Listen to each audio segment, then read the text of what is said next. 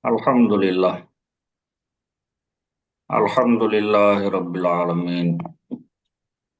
Wassalatu wassalamu ala habibihi Muhammad wa ala alihi wa sahbihi ajma'in. Amma ba'du. Faqad qala Allah Ta'ala fil Qur'anil Majid.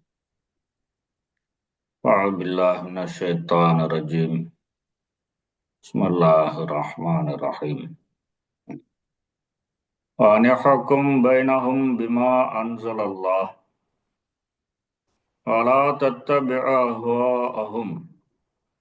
وحذرهم أن يفتنوك عن بعض ما أنزل الله إليك فإن تولوا فاعلم أنما يريد الله أن يصيبهم ببعض ذنوبهم فإن كثيرا من الناس لفاسقون. அல்லாஹ் தஆலா தன்னுடைய அருள்மறையாம் திருமறையிலே அருளுகின்றான். அல்லாஹ் அருளிய இந்த வேதத்தை கொண்டு தீர்ப்பு சொல்லுவீராக. அனஹ்கும் பைனஹும் பிமா அன்ஸலல்லாஹ். அல்லாஹ் இறக்கி வைத்ததை கொண்டே அவர்களிடையே தீர்ப்பு செய்வீராக. வலா தத்தபிஉ அஹ்வாஅஹும். அவர்களுடைய மன இச்சைகளை பின்பற்றாதீர்கள். வஹதருஹும் அன் யஃப்தினூக அன் பஅதி மா அன்ஸலல்லாஹு இலைக. அல்லாஹ் உங்கள் மீது இறக்கி வைத்ததில் சிலவற்றை விட்டும் அவர்கள் உங்களை திருப்பி விடாதபடி அவர்களிடம் எச்சரிக்கையாக இருப்பீராக. ஃபைன் தவல்லவ். அவர்கள் புறக்கணித்து விட்டால் காலம் அறிந்து கொள்வீராக. அன்னமா யுரீதுல்லாஹு அன் யுஸீபஹும் பிபஅதி துனூபிஹிம். அவர்களுடைய சில பாவங்களின் காரணமாக அவர்களை பிடிக்க நிச்சயமாக அல்லாஹ் நாடுகிறான். இன்ன கஸீரம் மினன் நாஸி லஃபாஸிகூன். நிச்சயமாக மனிதர்களில் பெரும்பாலானவர்கள் பாவிகளாகவே இருக்கிறார்கள். அஃபஹுக்மல் ஜாஹிலிய்யத்தி யப்கூன். அறியாமை காலத்து தீர்ப்பையா அவர்கள் தேடுகிறார்கள். ஃபமன் அஹ்ஸனு மினல்லாஹி ஹுக்மன் லிகௌமி யுகினூன். அல்லாஹ்வை விட தீர்ப்பு வழங்குவதில் அழகானவன் யார்? நம்பிக்கை கொண்ட மக்களுக்கு அல்லாஹ்வை விட தீர்ப்பு சொல்வதில் அழகானவன் யார் என்பதாக அல்லாஹ் தஆலா கூறுகிறான். அல்லாஹுடைய மாபெரும் கிருபை அல்லாஹுவை நினைவு கூறுவதற்காக நம்மை மறுபடியும் ஒன்று கூட்டியிருக்கிறான். இந்த பரக்கத்தான ஷாபான் மாதத்தில் ரஜபு ஷாபான் மாதங்கள் வந்துவிட்டாலே நபி ஸல்லல்லாஹு அலைஹி வஸல்லம் அவர்கள் அல்லாஹும்ம பாரிக் லனா ஃபி ரஜப் வ ஷாபான் வ பல்லிக்னா ரமதான். யா அல்லாஹ், ரஜபு மாதத்திலும் ஷாபான் மாதத்திலும் எங்களுக்கு பரக்கத் செய்வாயாக. பல்லிக்னா ரமதான். ரமதானை அடையக்கூடிய பாக்கியத்தை எங்களுக்கு தந்தருள்வாயாக என்ற துவாவை ஓதியவர்களாக இருக்கிறார்கள். அல்லாஹுடைய கிருபையால் ரஜபு மாதத்தை கடந்து ஷாபான் மாதத்தை அடைந்திருக்கிறோம். நமக்கு அல்லாஹ் ரமதானை அடையக்கூடிய பாக்கியத்தை தர வேண்டும். ரஜபு என்று சொன்னாலே நமக்கு நினைவுக்கு வருவது மஅராஜ். நபி ஸல்லல்லாஹு அலைஹி வஸல்லம் அவர்கள் விண்ணுலக பயணம் சென்றது. ஷாபான் என்று சொன்னாலே நமக்கு நினைவுக்கு வருவது ஷபே பராத் என்ற அந்த 15வது இரவு. ரமதான் நாம் சொல்ல வேண்டியதே இல்லை. இந்த மெஹராஜ் என்பது 2 பகுதிகளை கொண்டதாக இருக்கிறது. நபி ஸல்லல்லாஹு அலைஹி வஸல்லம் அவர்கள் மஸ்ஜிதுல் ஹராம், அந்த காபத்துல்லாவை சுற்றியுள்ள பள்ளிவாசல் அந்த பகுதியிலிருந்து மஸ்ஜிதுல் அக்ஸாவிற்கு செல்லுகிறார்கள். பிறகு அங்கிருந்து விண்ணுலக பயணம், வானத்திற்கு சென்று திரும்புகிறார்கள். இவை அனைத்தும் ஒரே இரவிலே நடந்துள்ளது. அப்படி அவர்கள் சென்று வந்த அந்த விண்ணுலக பயணத்தில் அல்லாஹ் தஆலா அவர்களுக்கு பல அத்தாட்சிகளை காண்பிக்கின்றான். அவர்கள் உடல் உயிர் இரண்டும் சேர்ந்த வண்ணம் தான் பயணித்திருக்கிறார்கள். ஒரு சிலர் அவர்கள் வெறுமனே அவர்களுடைய ஆன்மா மட்டும் பயணித்திருக்கலாம் என்று சொல்வார்கள். ஆனால் அவர்கள் உடலுடன் தான் சென்றார்கள் என்று விரிவுரையாளர்கள் பலர் கருத்து தெரிவித்திருக்கிறார்கள். ஏனென்று சொன்னால் அல்லாஹு தஆலா அதை பற்றி கூறும்போது சுப்ஹானல்லதி அஸ்ரா பி அப்திஹி, தன்னுடைய அடியாரை அல்லாஹு தஆலா அழைத்து கொண்டு சென்றதாக சொல்கின்றான். அடியான் என்று எப்பொழுது சொல்லப்படும் என்று சொன்னால், உடலும் உயிரும் ஒன்று சேர்ந்த இந்த மனிதரைத்தான் அடியான் என்று சொல்லும். வெறுமனே உயிராக இருக்கும் பொழுது அது அடியான் என்று சொல்லப்படவில்லை. அது இறைவனுடைய ஆன்மாவிலிருந்து ஊதப்பட்டது. இந்த உடலுக்குள் அது வரும்போதுதான் இது அடியான் என்ற அந்த அந்தஸ்தை பெறுகிறது. எனவே உடலுடன் தான் அவர்கள் சென்றார்கள் என்று சொல்லுகிறார்கள். அதே போல இந்த காலத்தில் இதை நம்புவது சிரமம் கிடையாது. அந்த காலத்தில் குதிரை, ஒட்டகம், கழுதை போன்ற வாகனங்களில் பயணித்தார்கள். மக்காவில் இருந்து இஸ்ரேலுக்கு போவதற்கு பல நாட்களாகும். எனவே அவர்களால் நம்ப முடியாமல் இருந்திருந்தால் அது மனித இயல்பு என்று சொல்லலாம். ஆனால் இந்த காலத்தில் பல வாகனங்களை, பல சாதனங்களை மனிதன் கண்டுபிடித்து விட்டான். எனவே ஒரே இரவிலே அந்த தூரத்தை கடக்க முடியும் என்ற நம்பிக்கை இன்று மக்களுக்கு வந்துவிட்டது. மனிதன் கண்டுபிடித்த சாதனங்களால் ஒரே இரவிலே அவ்வளவு தூரம் செல்ல முடியும் என்று சொன்னால், இறைவனால் ஏன் அழைத்து கொண்டு செல்ல முடியாது? இறைவன் எந்த ஒரு சாதனமும் இல்லாமல் அவன் நினைத்தால் அது நடந்துவிடும்.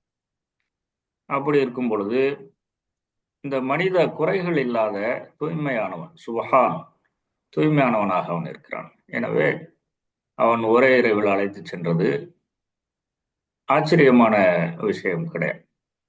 ஆனால் அந்த காலத்தில் அது ஆச்சரியம். முஅஜிஸா என்று சொல்லக்கூடிய அற்புதங்களை அல்லாஹு தஆலா நபிமார்களுக்கு வழங்கினான். இதற்காக மக்கள் அப்படியாவது நபிமார்கள் மீது ஈமான் கொண்டு விட வேண்டும், இந்த இஸ்லாத்தை ஏற்றுக்கொள்ள வேண்டும், அவர்கள் நேர்வழிக்கு வந்துவிட வேண்டும் என்பதற்காக பல முஅஜிஸாக்கள். அதிலே ஒரு முஅஜிஸா இந்த விண்ணுலக பயணம். அந்த விண்ணுலக பயணத்தில் நபி ஸல்லல்லாஹு அலைஹி வஸல்லம் அவர்கள் 2 ரக்காத் அனைத்து நபிமார்களுக்கும் தொழுக வைக்கிறார்கள் மஸ்ஜிதுல் அக்ஸாவில். இன்று அல்லாஹுடைய மாபெரும் கிருபை, அவர்கள் சொல்லித்தந்த அந்த முறையிலே அவர்கள் மீது ஸலவாத்து சலாம் கூறிய வண்ணமாக நாம் 5 முறை தொழுகக்கூடிய பாக்கியம் நமக்கு கிடைத்திருக்கிறது. மேலும் இந்த தொழுகை என்பது மிஅராஜுல் முஃமினீன், அஸ்ஸலாத்து மிஅராஜுல் முஃமினீன், தொழுகை முஃமின்களுடைய மிஅராஜாக இருக்கிறது என்பதாக நபி ஸல்லல்லாஹு அலைஹி வஸல்லம் கூறியிருக்கிறார்கள். மிஅராஜிலே நபி ஸல்லல்லாஹு அலைஹி வஸல்லம் அவர்கள் யாரை சந்தித்தார்கள்? அல்லாஹுவை சந்தித்தார்கள். தொழுகையிலே ஒரு மனிதன் என்ன செய்கிறான்? அல்லாஹுடன் பேசுகிறான். எனவே இந்த தொழுகை மோமின்களுக்கு மஹராஜ் என்பதாக சொல்லப்பட்டிருக்கு.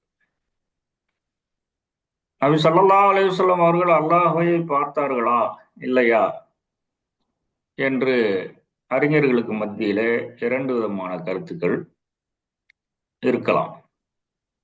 ஏனென்று சொன்னால், லன் தரானி மூசா அலைஹிஸ்ஸலாம் அவர்களை பார்த்து அல்லாஹ் என்ன சொல்கின்றான்? நீங்கள் என்னை பார்க்க முடியாது என்று சொல்லுகிறான். அதை வைத்துக்கொண்டு சிலர் நபி ஸல்லல்லாஹு அலைஹி வஸல்லம் அல்லாஹ்வை பார்த்திருக்க மாட்டார்கள் என்று சொல்லுகிறார்கள். ஆனால் நபி ஸல்லல்லாஹு அலைஹி வஸல்லம் அல்லாஹ்வை பார்த்தார்கள் என்பதற்கு விளக்கம் கூறும்போது, இந்த உலகத்தில் தான் அல்லாஹ்வை பார்க்க முடியாது என்று அல்லாஹ் சொல்லியிருக்கிறான். நபி ஸல்லல்லாஹு அலைஹி வஸல்லம் அவர்கள் அல்லாஹ்வை சந்தித்தது இந்த உலகத்தில் கிடையாது. இந்த உலகம் 7 வானங்களை கடந்து, பல மண்டலங்களை கடந்து, சிதறத்துல் முன்தஹா என்று சொல்லக்கூடிய அந்த எல்லைகளை எல்லாம் கடந்து அல்லாஹ்வை சென்று சந்தித்தார்கள். எனவே அங்கு அவர்கள் அல்லாஹ்வை பார்ப்பது என்பது இதற்கு முரண் கிடையாது. எனவே அவர்கள் அல்லாஹ்வை பார்த்தார்கள் என்று ஹஸரத் அவர்கள் கூறுகிறார்கள். அங்கு அவர்களுக்கு 50 வக்அத் தொழுகை கொடுக்கப்படுகிறது. அதை வாங்கிக் கொண்டு வருகிறார்கள். வரும்போது மூசா அலைஹிஸ்ஸலாம் அவர்கள் சந்தித்து 50 நேர தொழுகையை இந்த சமுதாயம் தொழுக மாட்டார்கள். எனக்கு ஏற்கனவே நிறைய அனுபவம் இருக்கிறது இந்த விஷயத்தில். நான் என்னுடைய சமுதாயத்திற்கு அல்லாஹ்வுடைய கட்டளைகளை எல்லாம் சொல்லும்போது அவர்கள் எந்த அளவுக்கு அதிலே சோம்பல் காட்டினார்கள், பொடுபோக்காக இருந்தார்கள் என்று எனக்கு தெரியும். எனவே நீங்கள் குறைத்து கொண்டு வாருங்கள் என்று அனுப்பிவிடுகிறார்கள். பிறகு நபி ஸல்லல்லாஹு அலைஹி வஸல்லம் அவர்கள் 45 குறைக்கிறார்கள், 40 குறைக்கிறார்கள். இப்படி கடைசியில 5 வக்து தொழுகையாக குறைக்கப்பட்டு விடுகிறது. அல்லாஹு தஆலா இந்த 5 வக்து தொழுதால் 50 வக்து தொழுத நன்மையை தருகிறான் என்பதாக ஹஸரத் அவர்கள் குறிப்பிடுகிறார்கள். அப்பொழுது மூசா அலைஹிஸ்ஸலாம் அவர்கள் கூறுகிறார்கள், இதையும் நீங்கள் குறைத்து கொண்டு வாருங்கள், இதையும் அவர்கள் ஒழுங்காக தொழுக மாட்டார்கள் என்று சொல்லும்போது நபி ஸல்லல்லாஹு அலைஹி வஸல்லம், இதற்கு மேல் குறைக்க கேட்பதற்கு எனக்கு வெட்கமாக இருக்கிறது என்று கூறிவிடுகிறார்கள். ஆக 5 வக்து தொழுகை எப்படி அமைக்கப்பட்டிருக்கிறது? ஒரு வக்து தொழுதால் அடுத்த வக்து வரை அது ஒரு ரீசார்ஜ், அல்லாஹ்வுடைய நினைவை நமக்கு தந்து கொண்டே இருக்கிறது. பிறகு அடுத்த வக்து, இப்படி நாள் முழுவதும் அல்லாஹ்வை நினைவு கூறுவதற்கு உதவி செய்வதாக இந்த தொழுகை அமைந்திருக்கு. அல்லாஹ் தஆலாவிற்கு இது தெரியாதா? இந்த மனிதன் 50 வக்து தொழுவது சிரமம், ஆரம்பத்திலே 5 வக்து கொடுத்திருக்கலாமே, ஏன் 50 கொடுத்து பிறகு அதை 5 குறைக்க வேண்டும்? இதற்கு பல காரணங்கள் இருக்கலாம். அதில் ஒரு விஷயம் என்ன இருக்கிறது என்று சொன்னால், ஆலமுல் பர்ஸக் என்று சொல்லக்கூடிய அந்த உலகத்திலே மூசா அலைஹிஸ்ஸலாம் இருக்கிறார்கள். நபி ஸல்லல்லாஹு அலைஹி வஸல்லம் அவர்கள் அவர்களுடைய வஃபாத்திற்கு பிறகு செல்லக்கூடிய அந்த ஆலமுல் பர்ஸக், அந்த நிலைக்கு அவர்கள் போகவில்லை. இன்னும் இந்த உலகத்தில் வாழ்ந்து கொண்டு இருக்கக்கூடிய நிலையில்தான் அவர்கள் விண்ணகத்திற்கு செல்கிறார்கள். அப்படி இருக்கும் பொழுது 50 5 மூசா அலைஹிஸ்ஸலாம் அவர்களுடைய ஆலோசனையின் பேரில் குறைத்தது என்பது ஆலமுல் பர்ஸக் என்று சொல்லக்கூடிய அந்த உலகத்தில் ஆன்மாக்களிடமிருந்து ஆன்மாக்கள் பலன் பெறலாம் என்பதற்கு ஒரு அத்தாட்சியாக அமைந்திருக்கிறது என்பதாக அல்லாஹ் யார் கான் ரஹ்மத்துல்லாஹி அலைஹி அவர்கள் குறிப்பிட்டதாக அக்ரம் ஹஸரத் அவர்கள் குறிப்பிடுகிறார். இன்னும் பல காரணங்கள் கூட இருக்கலாம். ஒரு எண்ணம் என்னுடைய உள்ளத்தில் தோன்றியது, அல்லாஹ் தஆலா நபி ஸல்லல்லாஹு அலைஹி வஸல்லம் அவர்களை அதிகமாக நேசிக்கக்கூடியவனாக இருக்கிறான். நபி ஸல்லல்லாஹு அலைஹி வஸல்லம் அல்லாஹ்வை நேசிக்கிறார்கள். இப்படி இருக்கும் பொழுது அல்லாஹு தாலா மறுபடியும் மறுபடியும் நபி ஸல்லல்லாஹு அலைஹி வஸல்லம் அவர்களை பார்ப்பதற்காக மறுபடியும் மறுபடியும் வரவழைத்திருக்கலாம் என்று கூட ஒரு எண்ணம் தோன்றுகிறது.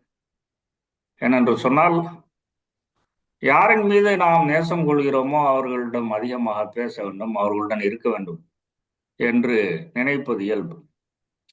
மூசா அலைஹிஸ்ஸலாம் அவர்களிடம் அல்லாஹ் கேட்கிறான், உங்கள் கையிலே என்ன இருக்கிறது?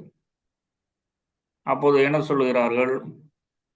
இது கைத்தடி, இதை கொண்டு நான் இலைத்தலைகளை பறிப்பேன், ஆடு ஆடுகளை மேய்ப்பேன், சில நேரம் அதில் சாய்ந்து அமர்ந்து கொள்வேன், இன்னும் பல பலன்கள் அதில் இருக்கின்றது என்று சொல்லுகிறார்கள். அது கைத்தடி என்பது அல்லாஹுக்கு தெரியாதா? படைத்த ரப்புல் ஆலமீன் அவனுக்கு அனைத்துமே தெரியும். அதனால் என்ன பலன்கள் என்று அவனுக்கு தெரியாதா?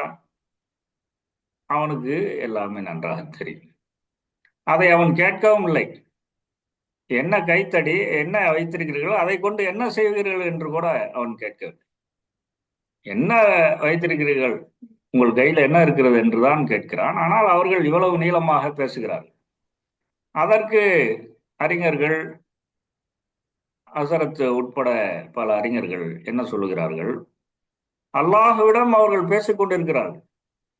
அப்படி பேசும்போது அவர்களுக்கு அதில் ஒரு அந்த இறை நேசம் அதிகரித்து விட்டதன் காரணமாக, அதிலே ஒரு லயிப்பு, ஒரு மனம் அதிலே லயித்து விட்டதன் காரணமாக இன்னும் அதிகமாக பேச வேண்டும் என்ற ஆசையிலே அவர்கள் பேசிக்கொண்டே போகிறார்கள் என்பதாக கூறுகிறார்கள். அதே போல அல்லாஹ் எல்லா இடத்திலும் இருக்கிறான். நபி ஸல்லல்லாஹு அலைஹி வஸல்லம் இந்த உலகத்தில் இருக்கும்போதும் அந்த அவர்கள் அல்லாஹ்வுடைய நெருக்கத்தில் தான் இருந்தார்கள், அந்த நினைவில் தான் இருந்தார்கள்.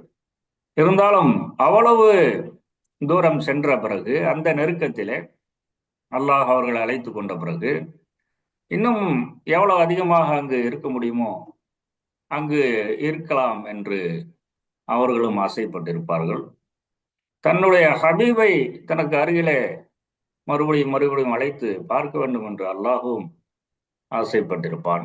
எனவே இப்படிப்பட்ட ஒரு சம்பவத்தை அல்லாஹ் நிகழ்த்தியிருக்கலாம் என்று கூட நினைக்க தோன்றுகிறது. அப்படி அவர்கள் வாங்கி வந்த அந்த தொழுகை எப்படி நமக்கு மகாராஜாக ஆகிறது? நாம் உள்ளச்சத்துடனும் மன ஓர்மையுடனும் தொழுது பார்த்தோமே ஆனால் அதிலே நமக்கு ஒரு மயான அமைதி, ஒரு நிம்மதி அதில் ஏற்படுகிறது. நம்முடைய உடல் தூய்மையாக இருக்க வேண்டும், நம்முடைய உடை தூய்மையாக இருக்க வேண்டும், நாம் தொழுகக்கூடிய இடம் தூய்மையாக இருக்க வேண்டும். இது வெளிப்படையான தூய்மை மட்டுமல்லாமல், நாம் எந்த இடத்திலே தொழுகிறோமோ, எந்த உடையை கொண்டு தொழுகிறோமோ அந்த இடமும் உடையும் ஹலாலான சம்பாத்தியத்தை கொண்டு வாங்கப்பட்டதாக இருக்க வேண்டும். ஒரு மனிதன் வெகு தூரத்திலிருந்து வந்து மக்காவிலே அல்லாஹ் அல்லாஹ் என்று அழைக்கிறான். ஆனால் அவனுடைய அழைப்பிற்கு எந்த பதிலும் அளிக்கப்படாது. ஏனென்றால் அவன் உண்ட உணவு ஹராம், அவன் உடுத்திய உடை ஹராம் என்று கருத்துப்பட ஹதீஸ்களில் இருக்கு. ஹலாலான சம்பாத்தியத்தினால் வாங்கப்பட்ட உடை, ஹலாலான சம்பாத்தியத்தினால் உண்ணப்பட்ட உணவு, ஹலாலான சம்பாத்தியத்தினால் வாங்கப்பட்ட இடம், இப்படிப்பட்ட தூய்மைகளும் அங்கு இருக்க வேண்டும். வெளிப்படையான தூய்மைகளும் அங்கு இருக்க வேண்டும். மார்க்கம் சொல்லி தரக்கூடிய தூய்மை, ஒது செய்வது, குளிப்பு கிழமையாக இருந்தால் குளித்திருப்பது, இப்படிப்பட்ட தூய்மைகளும் அங்கு இருக்க வேண்டும். இவை அனைத்திற்கும் மேலாக உள்ள தூய்மையும் இருக்கிறோம். மனதிலே நாம் என்ன இருக்கிறதோ அதுதான் நம்முடைய உள்ளத்திலும் வரும். நாம் மனதிலே உலக ஆசைகளை அளவுக்கு அதிகமாக வைத்துக்கொண்டு தொழுகையிலே நிற்கும்போது உலகம்தான் நினைவு கூறுகிறது. நாம் மனதிலே அல்லாஹுடைய நேசம் அதிகமாக இருக்கும் பொழுது தொழுகையிலும் அல்லாஹுடைய நினைவு அதிகமாக வரும். அதனால்தான் நாம் அல்லாஹ் அல்லாஹ் என்று சொல்லி திக்ர் செய்து அல்லாஹ் அல்லாத விஷயங்களை நம்முடைய உள்ளத்திலிருந்து அகற்றி அல்லாஹ்வை நாம் நிலைநிறுத்தி அதன் மூலமாக தொழுகையிலே மன ஓர்மையுடன் நிற்பதற்கு முயற்சி செய்கிறோம். அல்லாஹ் என்ன கூறுகின்றான்? இன்ன ஸலாத்த தன்ஹா அனில் ஃபஹ்ஷா இவல் முன்கர். நிச்சயமாக தொழுகை மானக்கேடான தீய காரியங்களை விட்டும் தடுக்கிறது. அப்படி தடுக்கவில்லை என்று சொன்னால் அது தொழுகை ஆகுமா? அது தடுத்தால்தான் தொழுகை. ஒரு மனிதன் தொழுது கொண்டே ஒரு மானக்கேடான தீய காரியத்தை செய்கிறான் என்று சொன்னால் அவன் சரியாக தொழுகவில்லை. அவன் சரியாக தொழுது இருந்தால் அவனால் மானக்கேடான தீய காரியங்களை செய்ய முடியாது. மானக்கேடான தீய காரியங்களை பார்க்க முடியாது, கேட்க முடியாது, நினைக்க முடியாது. அந்த மன ஓர்மையுடனும் உள்ளச்சத்துடனும் தொழுகக்கூடிய தொழுகை இந்த உள்ளத்திலே ஒரு கேடயம் போன்று, ஒரு வேலி போன்று அமைந்து இந்த தீய எண்ணங்கள் வராமல் அது தடுத்துவிடும். அப்படிப்பட்ட அந்த வேலி அமையவில்லை என்று சொன்னால் வேலியில் ஏதோ ஓட்டை இருக்கிறது. ஒன்று வேலியே இல்லை, அல்லது ஓட்டையுடன் அந்த வேலி இருக்கு.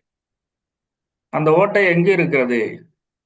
நம்முடைய சம்பாத்தியத்திலா, அல்லது நம்முடைய வெளிப்புற தூய்மையிலா, நம்முடைய உள்ளத்தில் தூய்மையிலா, எந்த விஷயத்திலே ஓட்டை இருக்கிறது என்று நாம் பார்க்க வேண்டும். தொழுகையிலே பல விதமான அம்சங்கள் இருக்கின்றன. அஸ்ஸலாமு அலைக்க அய்யுஹன் நபியு, நபி ஸல்லல்லாஹு அலைஹி வஸல்லம் மீது நாம் சலாம் கூறுகிறோம். நபி ஸல்லல்லாஹு அலைஹி வஸல்லம் அவர்கள் மீது சலாம் கூறினால் அவர்கள் நமக்கு பதில் கூறுவார்களா இல்லையா? கண்டிப்பாக கூறுவார்கள். அவர்களுக்கு அது சென்றடையும் அளவுக்கு நாம் மன தூய்மையுடன் சொல்லியிருக்க வேண்டும். அப்படி நபி ஸல்லல்லாஹு அலைஹி வஸல்லம் அவர்கள் நம் மீது பதில் சொன்னால், வலைக்குமுஸ் ஸலாம் என்று அவர்கள் நம் மீது பதில் சொல்லிவிட்டால், உங்கள் மீது சாந்தி உண்டாகட்டும் என்று சொல்லிவிட்டால், நம் மீது சாந்தி உண்டாகுமா, உண்டாகாதா? நிச்சயமாக உண்டாகும். ஏனென்று சொன்னால் நபி ஸல்லல்லாஹு அலைஹி வஸல்லம் உடைய துஆ மறுக்கப்படாது. நபி ஸல்லல்லாஹு அலைஹி வஸல்லம் அவர்கள் நம் மீது சாந்தி உண்டாகட்டும் என்று சொல்லிவிட்டால் நிச்சயமாக சாந்தி உண்டாகிவிடும். இப்படி நாம் தொழ வேண்டிய முறையிலே தொழுதால் நமக்கு மன அமைதி கிடைத்துவிடுகிறது. தொழுகக்கூடிய ஒருவன் மன அமைதியுடன் கண்டிப்பாக இருப்பான். தொழுகக்கூடிய ஒருவன் மன அமைதி இல்லாமல் இருந்தால் அவன் சரியாக தொழுகவில்லை. அல்லாஹு தஆலா கூறுகின்றான், முனாஃபிக்குகள் தொழுகையில் சோம்பேறியாக நிற்பார்கள், மக்களுக்கு காண்பிப்பதற்காக தொழுவார்கள், அல்லாஹ்வை குறைவாக நினைப்பார்கள். அப்படி என்றால் ஒரு முஃமின் அவனுடைய தொழுகை எப்படி இருக்கும்? அவன் சுறுசுறுப்பாக தொழுவான். அவன் மக்களுக்கு காண்பிப்பதற்காக தொழுக மாட்டான். அவன் அல்லாஹ்வை அதிகமாக முழுமையாக நினைப்பான். அப்படிப்பட்ட தொழுகையாக நம்முடைய தொழுகை இருக்கிறதா?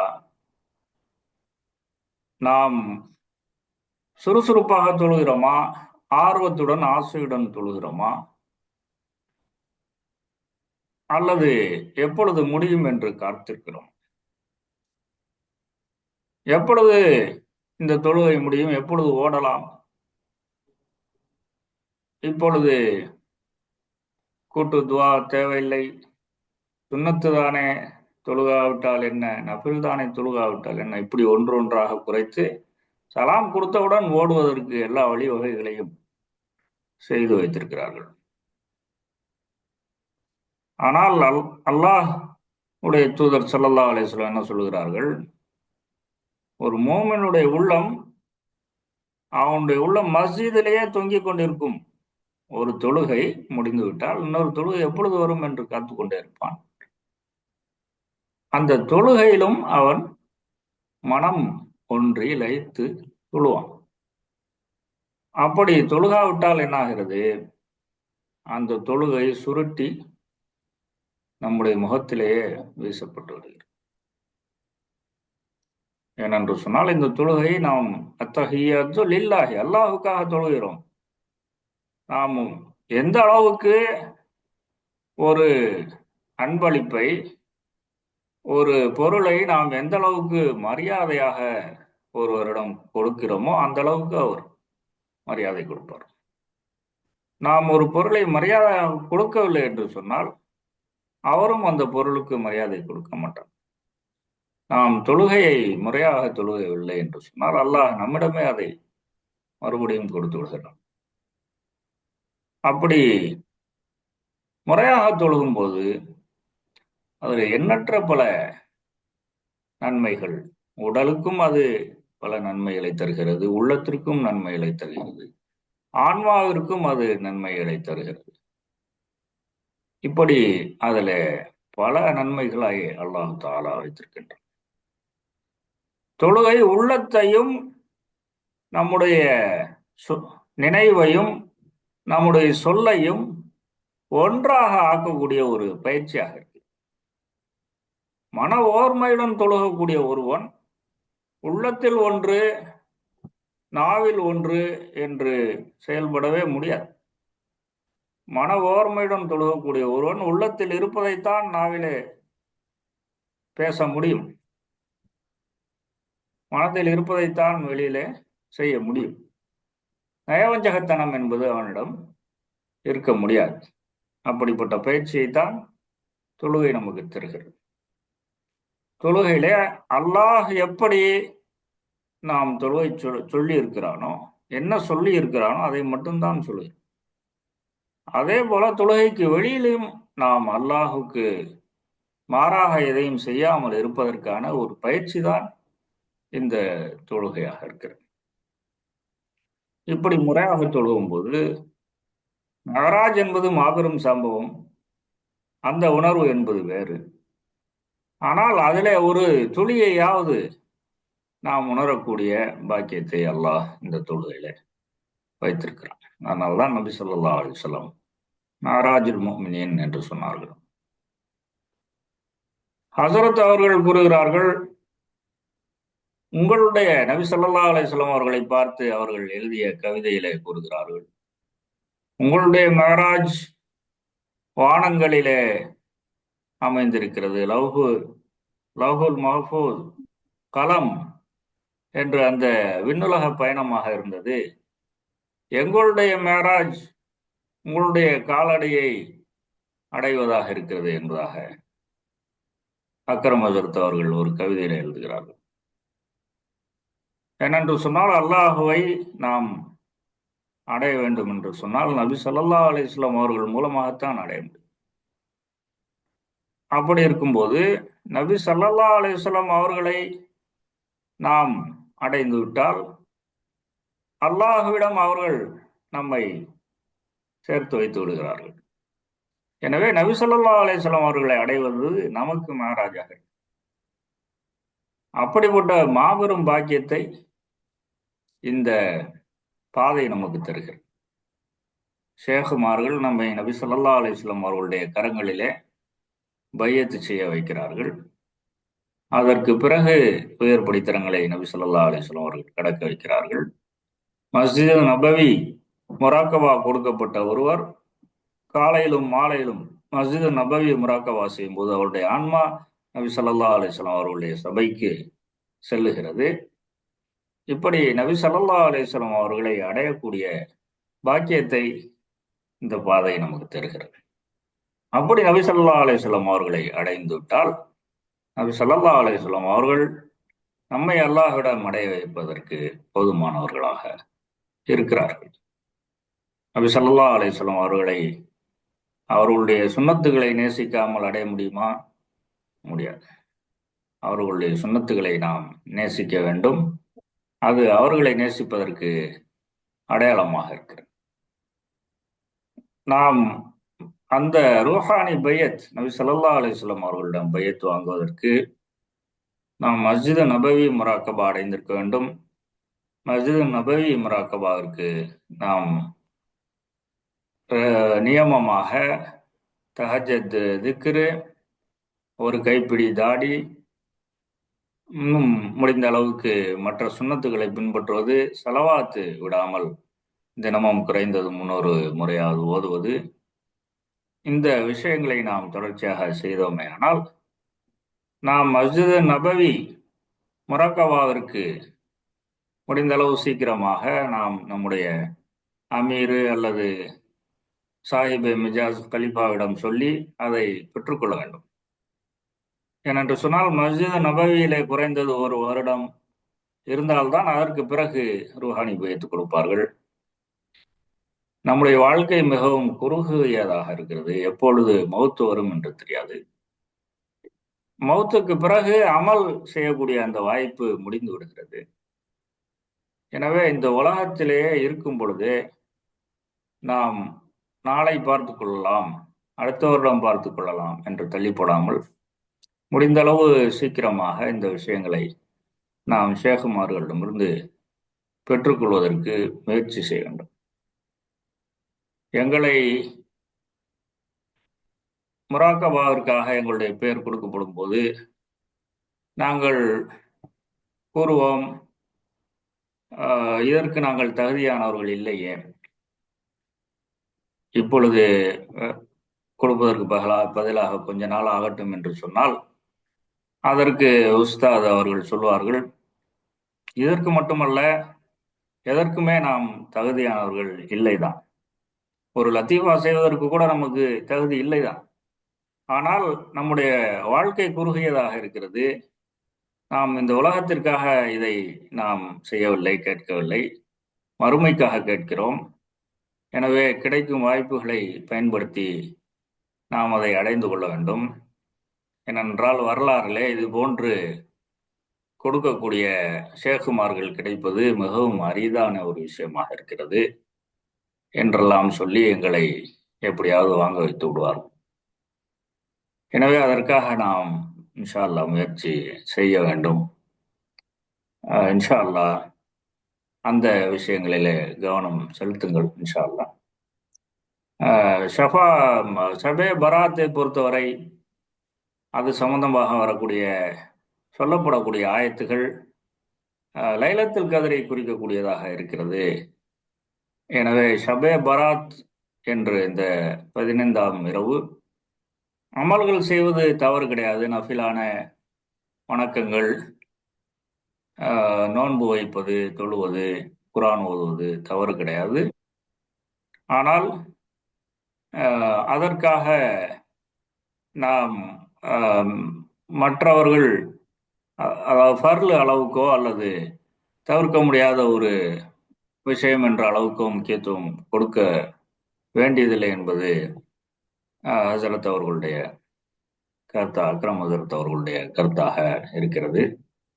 இன்னா அன்ஜல்னாஹு ஃபீ லைலத்தின் முபாரக்கத்தின் இன்னா குன்னா முன்திரீன் ஃபீஹா யுஃப்ரகு குல்லு அம்ரின் ஹக்கீம் என்ற அந்த துஹானிலே வரக்கூடிய ஆயத்துக்கள், அந்த இரவில்தான் நாம் ஞான முக்கிய விஷயங்களை எல்லாம் பிரித்து கொடுக்கிறோம், அதில் தான் எல்லாருக்கும் ரிஸ்க்கு பகிர்ந்தளிக்கப்படுகிறது என்றெல்லாம் சொல்லக்கூடிய அந்த விஷயங்கள் லைலத்துல் கத்ரை குறிக்கும் என்பதாக ஒரு கருத்து விரிவுரையாளர்களிடம் இருக்கிறது. அதைத்தான் அக்ரம் ஹசரத் அவர்களும் ஆதரிக்கிறார்கள். இருந்தாலும் அதில் நல்ல அமல்கள் செய்வது தவறில்லை. அது 15ஆம் இரவு வருகிறது. 13, 14, 15 வழக்கமாகவே நோன்பு வைப்பது சுன்னத்தாக இருக்கிறது.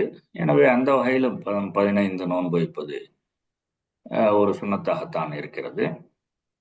அந்த இரவிலே நபி ஸல்லல்லாஹு அலைஹி வஸல்லம் அவர்கள் கபரஸ்தானுக்கு சென்றதாக ஒரு ஹதீஸ் இருக்கிறது.